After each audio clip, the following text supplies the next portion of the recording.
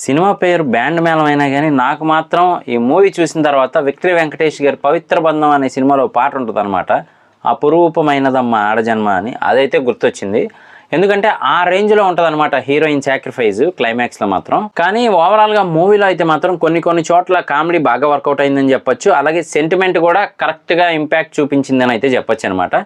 కానీ సినిమాలో తెలిసిందే కదా, ఎక్కడో చోట ల్యాగ్ అనేది ఉంటూనే ఉంటుంది. ఇందులో కూడా చాలా సీన్స్ అన్వాంటెడ్గా ల్యాగీగా ఉన్నట్టయితే అనిపిస్తూ ఉంటాయి అనమాట.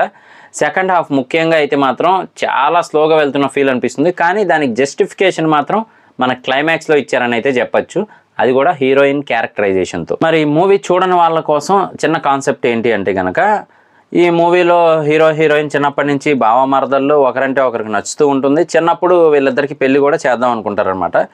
కానీ కొన్ని అనివార్య కారణాల వల్ల సాయి కుమార్ గారు పైకి ఎదగడం వల్ల ఇలా రకరకాలుగా జరగడం వల్ల ఓవరాల్గా వీళ్ళిద్దరూ విడిపోవాల్సి వస్తుంది. కానీ ఒకరంటే ఒకరికి ఇష్టం ఉంటుందన్నమాట. అలాంటి సిచ్యువేషన్లోనే అనుకోకుండా హీరోయిన్ ఇంట్లో నుంచి వెళ్ళిపోవాల్సి వస్తుంది.